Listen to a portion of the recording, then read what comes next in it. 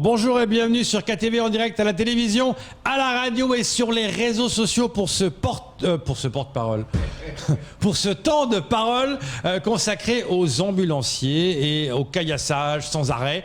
Pour en parler, nous recevons Henri Rigotard, le porte-parole de la CFDT. Bonjour. Oui, bonjour Kwesi, bonjour toute la population qui nous écoute. Merci d'être là ce matin. Alors, il s'est passé encore quelque chose de grave l'autre jour. Un ambulancier, on rappelle les faits, part de Dzoumenier, transporte une personne enceinte pour l'amener du côté de Mayotte. Il se fait caillasser de nouveau. Du coup, il y a eu un droit de retrait qui s'est déroulé à Dzoumenier. Apparemment, ça continue. Il semblerait qu'il n'y a pas eu de décision prise par la direction alors que c'était une volonté de la part des employés. Hein. Écoutez, pour l'instant, nous n'avons pas d'éléments qui peuvent prétendre qu'il n'y a pas de droit de retrait parce que pour l'instant, il n'y a rien qui est mis à table. Il n'y a pas eu un CHSCT extraordinaire justement pour en parler. Juste hier soir, nous avons reçu un mail de la part de la directrice nous convoquant une réunion d'information demain, alors qu'il ne s'agit pas d'une réunion d'information qui devrait être mise en place, mais plutôt un CHSCT extraordinaire dans la mesure où il y a mise en danger des agents. Après, en ce qui concerne l'anticipation de la direction, si je peux me permettre, non, il a fallu quand même plusieurs mails parce que depuis le 16 de ce mois-ci, nous les avons interpellés quand même sur le danger qui était imminent. Entre-temps, il n'y a eu aucun retour. Nous avons demandé à ce qu'il y ait un CHSCT ou des enquêtes.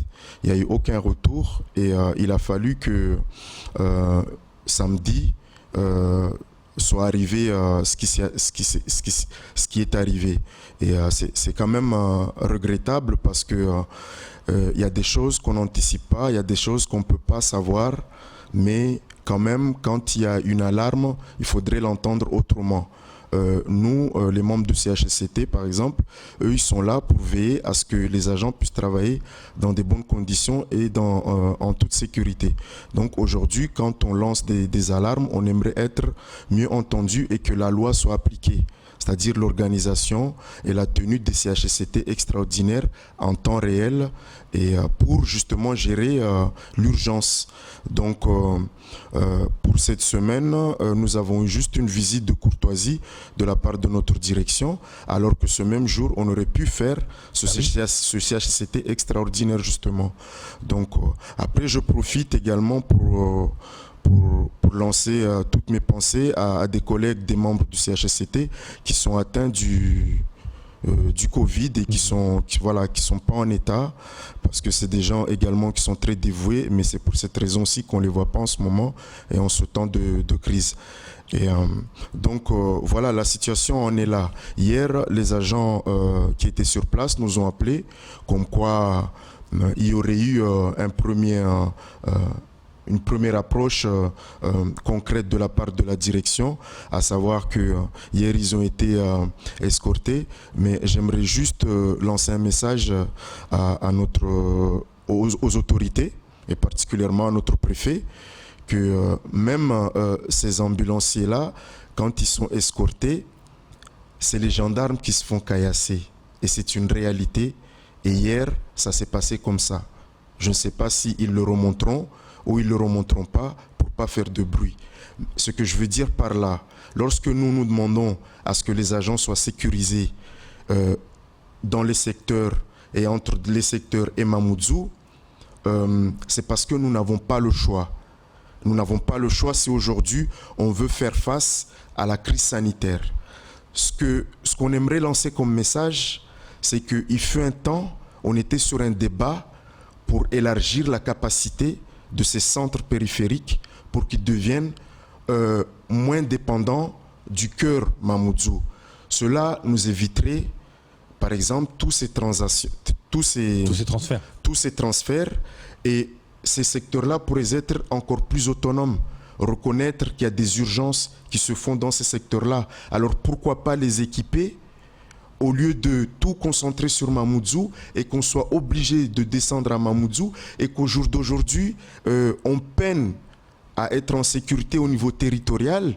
Donc on ne voit pas comment les autorités vont faire face à tous ces dangers par rapport à la santé. Ce qu'ils vont mettre en place, eux, ils le savent aussi bien que nous, que ça ne va pas tenir, et ils ne vont pas le respecter, soit par conviction, soit par obligation, parce qu'ils n'auront pas les moyens nécessaires. Donc, par rapport à tout ça, si aujourd'hui, c'est la santé qui est quand même mise en danger, l'accès aux soins, pourquoi ne pas permettre à ce que ces secteurs puissent devenir des MCO, c'est-à-dire avoir de la médecine, des salles d'hospitalisation en médecine, en chirurgie. On avait déjà négocié en 2013 cette possibilité d'avoir des mini-labos, des mini-radios dans ces secteurs. Pourquoi n'irons-nous pas vers des choses qui pourraient réellement régler ces problématiques de transfert et d'insécurité? Pourquoi on n'irait pas vers ces choses-là? Aujourd'hui, rappelez-vous, on s'est battu pendant longtemps pour avoir une ARS, pour qu'on puisse réfléchir à la santé au niveau territorial. Donc, pour que le plan régional de santé soit plus, plus parlant et plus réaliste. Au jour d'aujourd'hui, on a encore un PRS qui a été élaboré quand nous dépendions encore de la Réunion. Ouais. Donc, c'est le bon moment, je pense, que ça soit l'ensemble des autorités, les responsables du CHM et nous, les partenaires sociaux, parce que très souvent ces personnes-là se voient, mais sans nous, il serait temps de changer les choses, parce que eux, ils sont peut-être nos techniciens, mais il ne faut pas qu'ils oublient qu'ils sont là pour 2-3 jours. Nous sommes ceux qui sont sur le terrain et que nous sommes capables d'apporter les archives, ce qui a été fait qui n'a pas marché et ce qui pourrait marcher. Donc en fait, ce serait une occasion de tout remettre à plat, quelque part. Non seulement parce que, rappelez-vous, il y avait un rapport de Madame Voynet à l'époque quand elle était inspectrice à l'IGAS. Mais ce rapport-là était révélatrice. Ce rapport-là était très clair. Il disait que le jour où nous aurons une épidémie ici, ce sera la catastrophe. Donc, au lieu qu'aujourd'hui, dans un premier temps, on pointe le doigt sur un tel qui n'a pas fait ou l'autre qui n'a pas fait, voyons les choses clairement. Arrêtons de nous mentir. Soit on veut tuer la population, soit aujourd'hui on a tous les éléments pour pouvoir travailler ensemble. On a cette crise sanitaire qu'on n'arrive pas à assumer. Nous l'avons dit. Maintenant, nous ne viendrons plus dans les médias pour dire qu'on n'arrive pas à assumer. Parce qu'il nous faut du courage pour les agents et pour ceux qui essayent d'organiser la prise en charge de cette crise sanitaire. Mais on n'assume rien. On subit. On subit. Les agents sont contraints d'aller au-delà. Donc, aujourd'hui, on attend des mesures urgentes. Oui, c'est vrai. Mais ce n'est pas les mesures urgentes qui sauveront ce territoire en matière de santé. Nous avons une ARS ici. Nous avons les autorités. Nous avons un préfet. Pas un préfet, un recteur. D'après les dits, il y a des choses qui peuvent avancer. Alors, c'est l'occasion de revoir la politique de santé à Mayotte. Donner du pouvoir, donner les moyens aux centres périphériques pour qu'ils dépendent moins de ce qui se passe à Mamoudzou. Tout simplement parce que là, on participerait réellement à l'accès aux soins. Parce qu'on n'a pas de transport public. Les patients, quand ils vont dans les périphes en état d'urgence, le personnel, que ce soit la régule ou les médecins ou les sages-femmes, ils sont obligés de réfléchir à qui sauver en premier.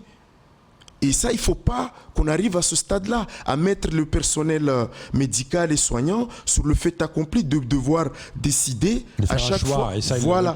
Et ça, c'est inhumain. Ouais. Donc, au lieu de pointer le doigt sur un tel a fait, sur un tel n'a pas fait, c'est l'occasion aujourd'hui. Il faut se rappeler qu'il y avait des travaux d'urgence qui étaient accompagnés par le projet Copermo.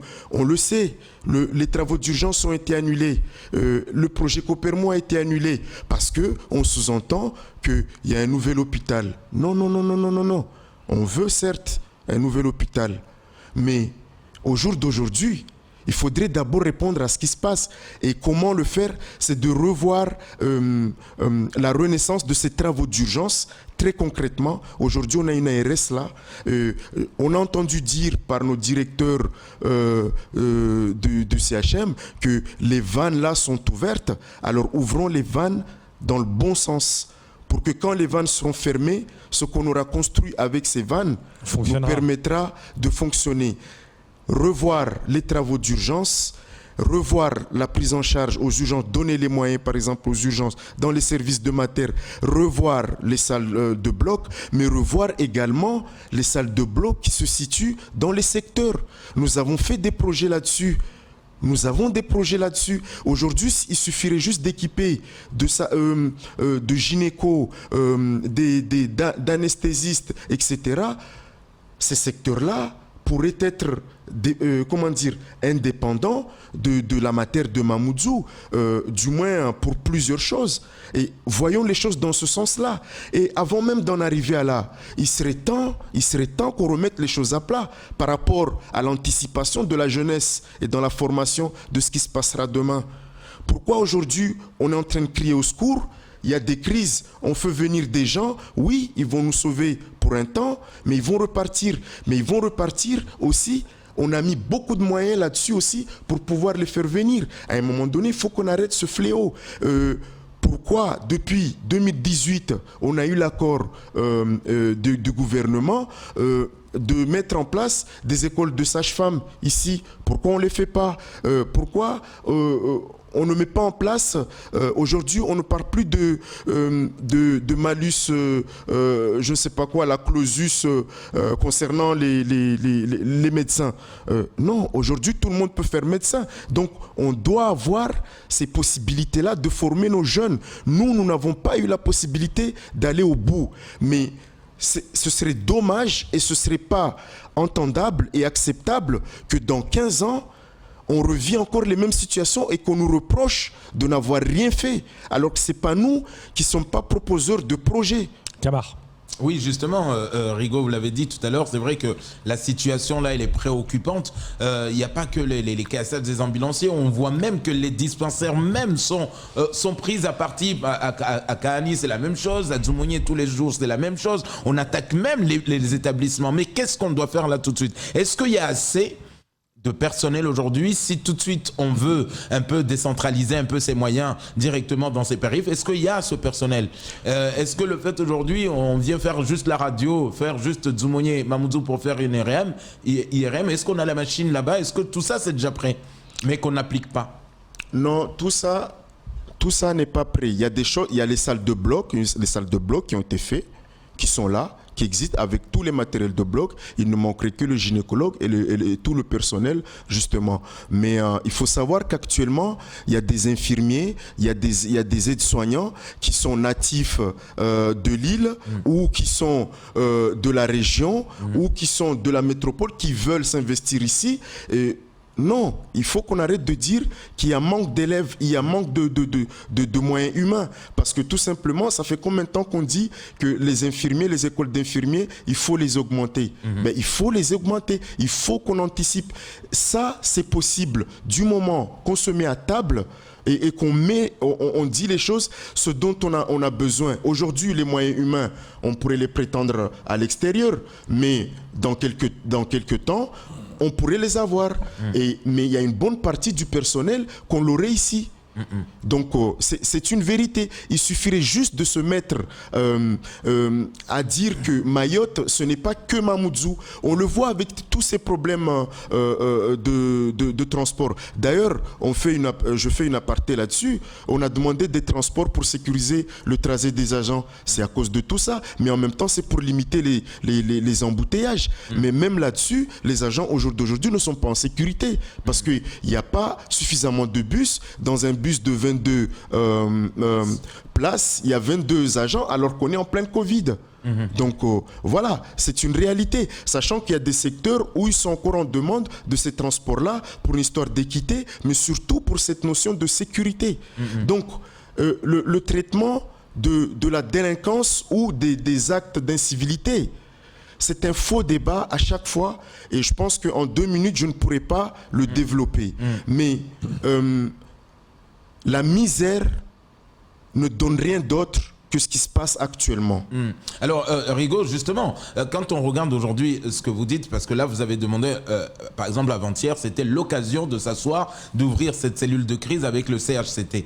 Mais quand on voit les deux politiques entre la direction de l'ARS et la direction de l'hôpital, on sent de l'autre côté que ça veut faire quelque chose. De l'autre côté, on nous dit, oui, elle est là, elle ne nous écoute pas parce que ça ne fait pas la première réclamation que vous faites à chaque fois. Donc, vers qui vous allez pouvoir vous diriger aujourd'hui? Est-ce que, puisque la direction, votre direction de CHM ne vous écoute pas, est-ce que vous allez plutôt remonter directement vers l'ARS ou aller au-delà? Non, c'est pas que la direction ne nous écoute pas en réalité. Ben, on vous écoute, mais on fait rien. Oui, voilà. En fait, et quand on écoute et on fait rien, il y a 2 possibilités. Soit on ne vous donne pas les moyens, soit vous n'avez envie de ne rien faire. Pour l'instant, nous on estime que c'est les moyens qui n'y sont pas. Parce que tant qu'on ne donnera pas les moyens conséquents, eh bien, ceux qui seront là à être devant nous, ils seront toujours obligés de nous apporter des arguments de fermeté et de pas de budget. Donc voilà, il n'y a rien qui n'avancera. Donc c'est pour ça que je dis, on a l'occasion justement d'entendre tout le monde. Et puis aujourd'hui, les autorités, ils sont là. Le préfet, il ne peut pas venir à chaque fois dans les médias et dire que ça va. Non. Les moyens qui sont déployés ne sont pas déployés au bon endroit. Il faut se battre contre la pauvreté à Mayotte. Ça, c'est une première chose. Et c'est un fait. On ne peut rien faire. La délinquance juvénile, moi je dirais, je vis auprès d'eux. Les 85% sont récupérables. Mais il n'y a jamais, et il n'y aura jamais de prospérité s'il n'y a pas de liberté, d'égalité et de fraternité. Et la liberté, c'est ce qu'on nous prend aujourd'hui. C'est ce qui se passe actuellement. Quand il n'y a pas la liberté, il n'y a pas d'égalité. Et quand il n'y a pas l'égalité, forcément, c'est ce qu'on entend aujourd'hui, chacun tient responsable, l'autre, ainsi de suite. Les gens ne s'entendent plus à Mayotte parce qu'il n'y a plus de fraternité. Et quand il n'y a plus de tout ça, on ne peut rien construire. Et ce qui peut sauver ces 3 choses-là, c'est le développement d'un territoire. Lorsqu'on donnera de l'importance aux petites entreprises et aux formations et à l'insertion, on pourra déjà gérer pas mal de problèmes. Lorsqu'on donnera place à cette jeune qui est en train de crier tous les jours au secours avant de nous tuer, parce que tôt ou tard ça arrivera, eh bien, il faudrait d'abord voir cette notion-là et l'assumer. Ailleurs, on a des groupes des ados, on a plein de structures, on a des éducateurs spécialisés qui s'occupent de ces jeunes-là. Quand ils ne sont pas en insertion, ils sont dans le cursus scolaire. Aujourd'hui, on ne fait que pavasser à la télé et pour 500 000 habitants, on n'a pas ces écoles-là. Et c'est une réalité. Pour 500 000 habitants, on n'a pas ces hôpitaux-là. Et c'est une réalité. Donc, au lieu qu'à chaque fois, les responsables, les directeurs qui sont là pour 2-3 jours, même les préfets qui sont là pour 2-3 jours, au lieu qu'à chaque fois, ils nous emmènent une politique de haut vers ici, il serait temps qu'on vive dans une réalité. Parce qu'aujourd'hui, à la santé, on compte nos morts. On compte nos morts. Est-ce que ça veut dire, Rigaud, que ceux qui transportent nos malades aujourd'hui partent avec la peur au ventre? Ils partent avec la peur, mais ce n'est plus de la peur. C'est vraiment de la... moi, je n'ai pas ces mots-là, mais en tout cas, c'est psychique. Parce que le premier jour où on s'est rendu là-bas, le 16, pour aller enquêter, c'était juste une réunion d'information pour savoir qu'est-ce qu'ils ont dur, comment ça se passe, pour pouvoir faire remonter ça au président du CHCT et à cette instance. Eh bien, on arrive là, les agents, ce sont des bonhommes. Je vous dis, celui qui était en face de moi, c'est un bonhomme de Chiconi. Et vous savez, la réputation de Chiconi, les bonhommes, c'est des bonhommes, c'est des bad boys. Il était en train de s'expliquer en tremblant, alors que j'étais juste un collègue en train de l'écouter. Il était en train de, alors qu'on était à table, il était en train de trembler, il était en train de pleurer. Aussitôt, j'ai dit, les gars, là, il y a un souci. J'ai pris le collègue, je l'ai emmené voir le médecin. Et heureusement que le médecin a tout de suite compris et a tout de suite capté. Et après, il s'est passé ce qui s'est passé. Aujourd'hui, l'agent est en arrêt. Mais je dis ça, je dis juste que... Ça démontre l'ampleur du problème. Hein. Oui, parce que ces jeunes-là, comment dire, ils sont délaissés, ils n'ont pas de repères. Donc, et c'est ça il faut que les autorités se mettent ça dans la tête. C'est que eux, ils n'ont pas de code. Le code nous appartient à nous qui apprenons les codes tous les jours. Et même nous, on a du mal à l'appliquer. Mais eux, ils n'ont pas ces codes-là.